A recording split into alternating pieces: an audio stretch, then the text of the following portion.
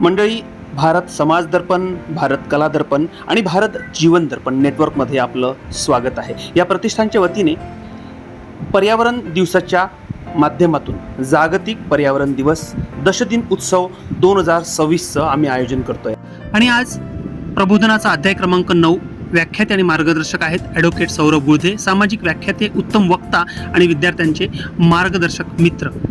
आमचा एक अतिशय गुणवंत विद्यार्थी. जाणून घेऊया पर्यावरणाविषयक यांचे विचार. ऐकूया. सर्वांना नमस्कार. भारत कला दर्पण प्रतिष्ठानद्वारे पर्यावरण प्रबोधन 10 दिन उत्सव यामध्ये सन्माननीय हाळके सर यांनी मला बोलण्याची संधी दिली, त्याबद्दल मी सर्वप्रथम हाळके सरांचं मनापासून आभार मानतो. मित्रांनो, 2020 आपल्याला माहीतच आहे, कोरोनाचा काळ होता. त्या कोरोनाची आपण झुंज दिली, कसं बसं 2 वर्ष आपण लढलो आणि 2022मध्ये आपण त्या कोरोनाची विल्हेवाट लावली. पण तेच 2022चं वर्ष आपल्याला माहीत आहे काय? त्या 2022च्या वर्षामध्ये ते वर्ष हॉटेस्ट एव्हर समर असं वर्ष ठरवण्यात आलेलं होतं. म्हणजे जगामध्ये सर्वात जास्त तापमान वाढ त्या वर्षामध्ये ठरवण्यात आपल्याला त्याच कोरोनानंतर आपल्याला दिसून आली.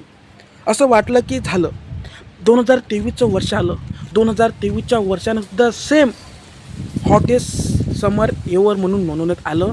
दरवर्षी रेकॉर्ड तुटत गेले, परंतु 2026चं जे वर्ष आलं त्या वर्षाने सगळे विक्रम मोडून काढले. 2026मध्ये जगामध्ये सगळ्यात जास्त तापमान वाढणारं हे वर्ष आहे. परिणामी काय झालं?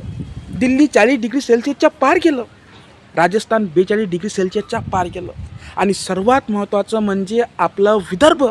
आपल्या विदर्भातले जे 2 जिल्हे आहे, अमरावती आणि अकोला, या दोन्ही जिल्ह्यामध्ये 45 डिग्री सेल्सिअसच्या पार इथलं तापमान गेलं.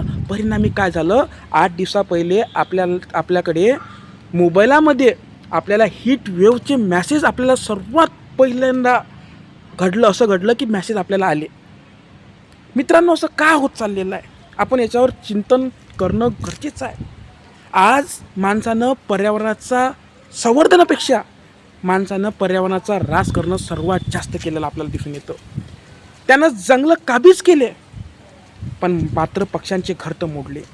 त्याने सिमेंटचा गिलावा बघितला, पण मात्र पर्यावरणासाठी असणारा तो माणुसकीचा ओलावा तो सातत्यानं हरवत गेला.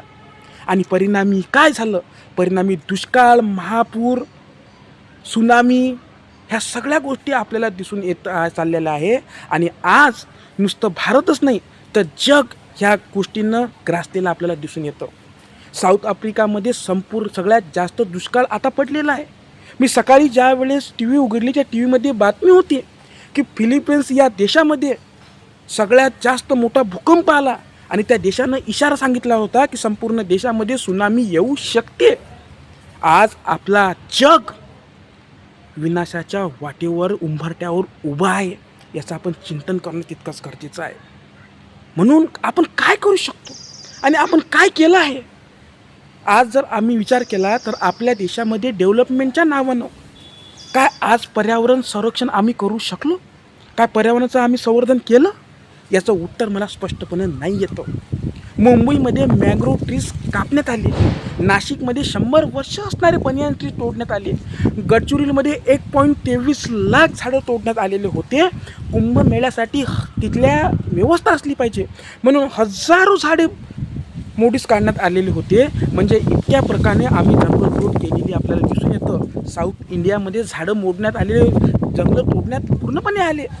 ही आहे आमच्या देशाची वास्तविकता. आणि म्हणून हे वास्तविकता आपल्याला ठाऊकच आहेच, परंतु याच्यावर काही उपाय आहे काय? का मी एकटा हे क्लायमेट चेंज करू शकतो का? का मी एकटा पर्यावरण संवर्धन करू शकतो का? याचं उत्तर ज्यावेळेस मी बघायला लागतो त्यावेळेस आपण स्पष्टपणे लक्षात घेतलं पाहिजे. याचं उत्तर आहे होय, आपण 12 डिग्री सेल्सिअस तापमान हे कमी करू शकतो. विचार करा, जिथं 47 डिग्री सेल्सिअस, ज्या ठिकाणी 47 डिग्री सेल्सिअस तापमान असेल, जर माझ्या एका काही कृतीने 12 डिग्री सेल्सिअस तापमान कमी करणं हे माणसाच्या हातामध्ये आहे. आणि म्हणून काय केलं पाहिजे? तर याचं उत्तर आहे झाडं लावणे. आपण जेवढे जास्त झाडं लावू तेवढे जास्त आपण पर्यावरण संवर्धनाकडे वाटचाल करू शकतो. झाडं लावल्यानं 182 जवळजवळ मेटा स्टडीजमध्ये स्पष्टपणे सांगण्यात आलेलं आहे की जितके जास्त तुम्ही झाडं लावले तितके जास्त हीट्स वेव्हने ज्या डेथ होतात त्या डेथ कमी होऊ शकते. जे टेम्परेचर असतं, जे तापमान आहे ते सगळ्यात जास्त कमी होऊ शकतं फक्त आणि फक्त एका झाडामुळे. मग आमचं काय कर्तव्य होऊ शकतं की फक्त IPLची मॅच आली की मोहम्मद सिराजनं, भुवनेश्वर कुमारनं किंवा हेझलवूडनं डॉट बॉल टाकत आहे म्हणजे कुठेतरी झाडं लागत आहे का, हे करणंच काय आमची जबाबदारी आहे काय? तर मला असं वाटते अजिबात नाही.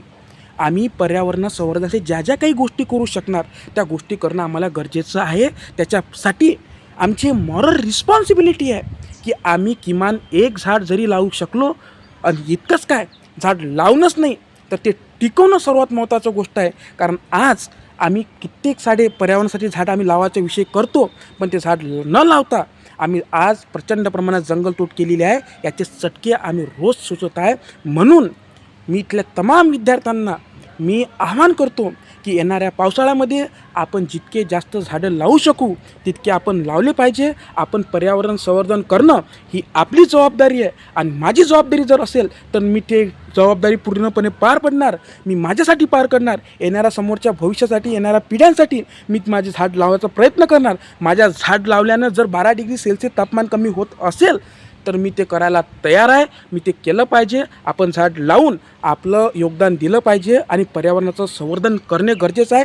ज्या पद्धतीनं होऊ शकणार त्या पद्धतीनं आपण केलं पाहिजे. आज वायू प्रदूषण वाढलेलं आहे, आज जलप्रदूषण वाढलेलं आहे, आता भूकंप होत चाललेला आहे, आता सुनामी येत चाललेली आहे, मोठमोठे महापूर होत चाललेला आहे. इतकंच काय तर मेट्रोलॉजिकल डिपार्टमेंटनं स्पष्टपणे सांगितलेलं आहे की नॉर्थ ईस्ट आणि नॉर्थ वेस्ट एवढ्या फक्त भाग सोडून येणारा जो पावसाळा आहे यामध्ये संपूर्ण देशात पावसाची सुद्धा कमी होणार आहे. म्हणजे पाऊस कमी आहे याचा सगळा फटका जर कुठं बसणार आहे तर तो कृषी उत्पादनावर बसणार आहे. आणि म्हणून मला असं वाटते, मी शेतकऱ्याचा मुलगा आहे तर मला प्रामाणिकपणे आपण काय केलं पाहिजे तर आपल्या आसपास असणारं झाड लावणं, नुसतं लावणं नाही तर ते टिकवणं, ते जगवणं हे आपल्या हाती आहे. ते आपण केलं पाहिजे. एवढाच मी आपल्याकडून माफक आशावाद व्यक्त करतो. इथंच थांबतो. मनपूर्वक धन्यवाद.